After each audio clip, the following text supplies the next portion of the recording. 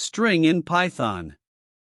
Python strings are referred to as a sequence of characters and letters that are either literal constants or some kind of variable surrounded by either single quotation marks or double quotation marks.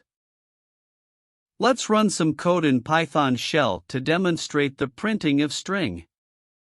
First, you need to declare a variable and then assign a sequence of characters in between the quotes to create a string.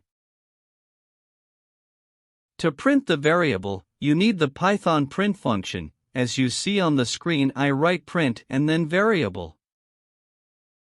In a Python shell, you can also display the value of a variable by just typing in the variable's name and pressing enter.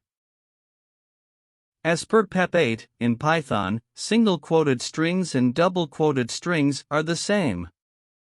This PEP does not make a recommendation for this.